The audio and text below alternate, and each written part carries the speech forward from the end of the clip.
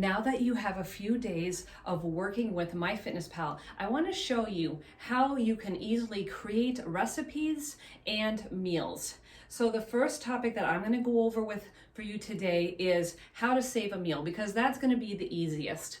So you have hopefully had a few days to log some meals, and maybe you have found something that is something that you're going to have pretty much all the time, right? So like for me, I will have 2 eggs with some yogurt and a protein powder shake possibly, or just a protein bowl with some fruit. And then I always have a little bit of creamer in my coffee. So I'm going to log that. Now I might have some cheese. I might have it on an English muffin, but it's usually pretty standard that I'm going to have the 2 eggs with the yogurt and the protein powder and the cream. So I'm going to save that as a meal, because that's something that I'm going to put in all the time and pretty commonly. And so with that meal, there are 3 little dots that you can enter. So you'll see your breakfast from one day. Say that's the breakfast that you want to save.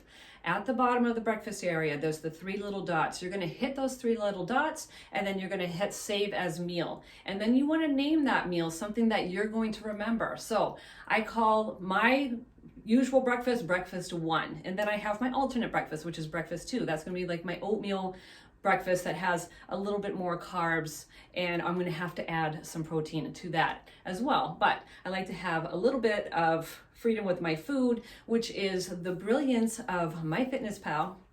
It shows you that you can incorporate all the foods that you love. Nothing is off limits. You can have bananas, you can have oatmeal, you can have a ton of fruits, you can have honey, whatever it is that you want, you can have it. You just have to put it in and make sure that it's kind of fitting with your numbers. And then some things might throw off your numbers, so you're going to have to tweak that. So you will learn this as you go through. So that is how to save a meal. This is how you are going to save some time using MyFitnessPal when you are in menopause. The easiest thing that you can do for yourself is to establish a set meal time and a couple of set meals, so that you're not always scrambling for what am I going to eat. Once you figure out what it is that's going to work for you, how you're going to hit your protein goals, how you're going to hit your calorie goals for the day, save those meals.